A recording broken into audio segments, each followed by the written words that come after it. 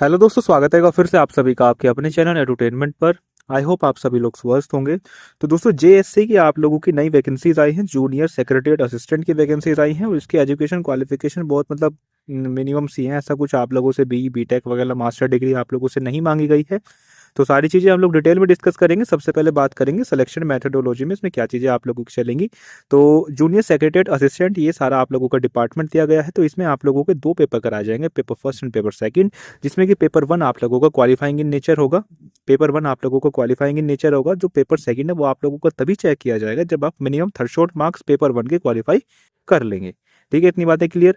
नीचे हम लोग बात करते हैं तो आप लोगों का ओएमआर बेस या सीबीटी दोनों में से कुछ भी कराया जा सकता है। 10+2 12th लेवल का आप लोगों का एग्जाम होगा। 200 नंबर के क्वेश्चंस होंगे। 2 घंटे 30 मिनट आप लोगों को दिए जाएंगे। ठीक है, 200 क्वेश्चंस होंगे 2 घंटे 30 मिनट के लिए। पेपर वन आप लोगों का 90 मिनट्स का रहेगा, जिसमें 100 क्वेश्चन रहेंगे। 2 नंबर का एक क्वेश्चन रहेगा, 200 मार्क्स का रहेगा। कोई भी नेगेटिव मार्किंग नहीं रहेगी। मेंटल एबिलिटी टेस्ट होगी खाली आप लोगों के पेपर वन में। और मेंटल एबिलिटी टेस्ट के अंदर आप लोगों का जनरल इंटेलिजेंस भी होगा, क्वांटिटेटिव एप्टीट्यूड भी होगा, रीजनिंग भी होगा, सारी चीज़ें होंगी। पेपर सेकंड की बात करें तो इसमें आप लोगों को 1 घंटा दिया जाएगा, जिसमें आप लोगों की जीके और इंग्लिश ही खाली चेक की जाएगी। 50-50 क्वेश्चन आप लोगों के आएंगे 3-3 नंबर के। तो टोटल आप लोगों का 300 मार्क्स का ये हो गया। इसमें इस बार अब जो है इसमें नेगेटिव मार्किंग भी रहेगी आप लोगों के पेपर सेकंड में। ठीक है, मेरिट लिस्ट आप लोगों के पेपर सेकंड से ही तैयार करी जाएगी, क्योंकि पेपर वन होने वाला है आप लोगों का क्वालिफाइंग। ठीक है, यहाँ पर लिखा भी गया है कि फिर आप लोगों का प्रोफिशिएंसी टेस्ट होगा कंप्यूटर टाइपिंग स्पीड में। वो सारी चीज़ें हम एलिजिबिलिटी में चेक करेंगे। तो ये सारी नीचे यहाँ पर जनरल इंस्ट्रक्शन दी गई हैं। तो ये सारी चीज़ें आप लोगों को क्लियर हो गई होंगी कि किस तरीके से आप लोगों का एग्जाम पैटर्न रहने वाला है। और ये जो वैकेंसीज आप लोगों की आई हैं, ये आईआईटीआर की तरफ से आप लोगों की वैकेंसीज आई हैं। सारा कैटेगरी हम बाद में देखेंगे।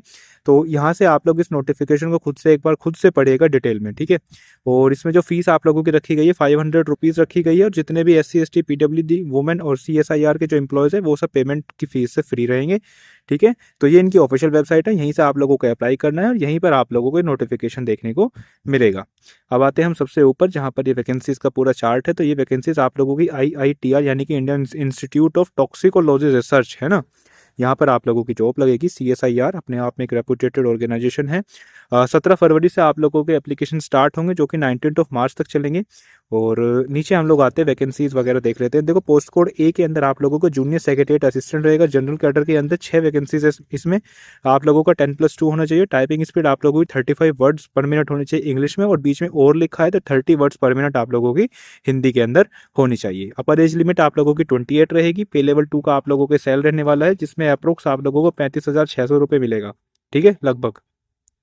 सेकंड की बात करते हैं तो फाइनेंस एंड अकाउंट के अंदर 2 वैकेंसीज है। यूआर की एक है और ओबीसी की एक है। तो इसका भी यही आप लोगों का क्राइटेरिया रहने वाले क्वालिफिकेशंस को लेकर के।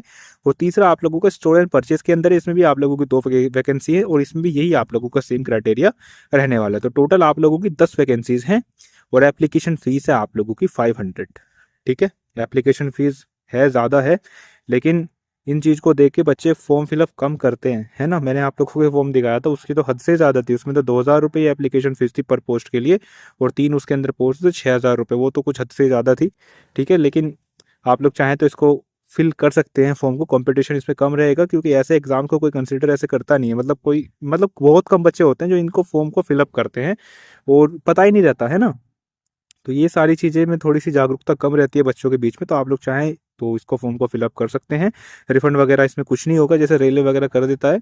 तो यदि आप लोगों का बजट है ना, अगर बजट है आप लोगों का, तो आप लोग प्लीज़ इस फॉर्म को फिल कर दीजिएगा। काफ़ी बढ़िया अपॉर्चुनिटी है।